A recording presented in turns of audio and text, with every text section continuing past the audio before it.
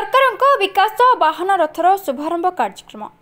गंजाम जिला हिंजिली ब्लॉकर पुटियापदर ग्राम पंचायत ठारे पंचायत समिति हिंजिलीकाटू द्वारा सरकारଙ୍କ विकास वाहन सचेतनता रथर कार्यक्रम अनुष्ठित हो जाए। पंचायतर कार्यक्रम में मुख्य अतिथि भाव सरपंच सुदर्शन राउत, गोष्ठी उन्नयन अधिकारी Sagarika Shadangi, vice chairman Sunil Gantayat, PO Bijay Sethi, ADO जोगण सहायक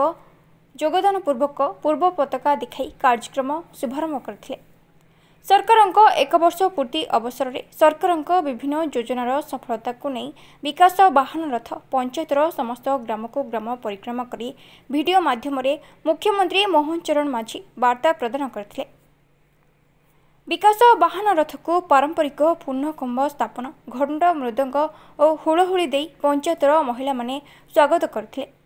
योग्य हिताधिकारी अतिथि मानक द्वारा भत्ता, Ayushman card, ration card, Antyodaya card, labour card, प्रधानमंत्री आवास योजना, प्रधानमंत्री और मुख्यमंत्री कृषक वयोवृद्ध स्वास्थ्य कार्ड पट्टा बंटन कर Odisha bureau chief Shankar Kumar Nayak report news studio Odia. विकास वाहन आसंता 12 तारिख को चलता आज तार शेष दिन शेष पंचायत पुटियापदर आज बहुत संख्या लोक मैंने जोग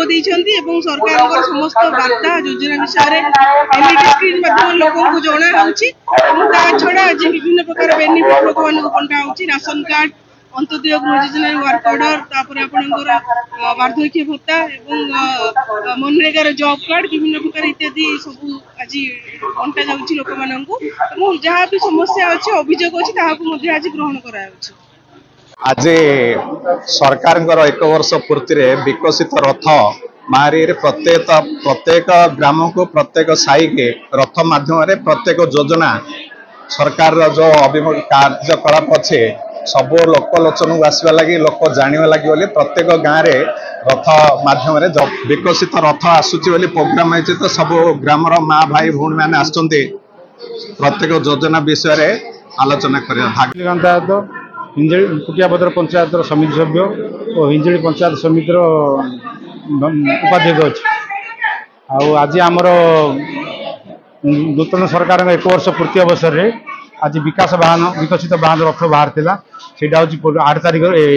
12 तारिख रु 21 तारिख से भर आम आज प्रति पंचायत शेष दिन आम समस्त को जनइलु जे सरकार सबू जी डिपार्टमेंट सब अच्छी विकसित जहाँ उन्नतिमूलक कार्य गुड़ाक आम से गुड़ाक आज लोक जनइलु आ असुविधा सुविधा आम जनइला आम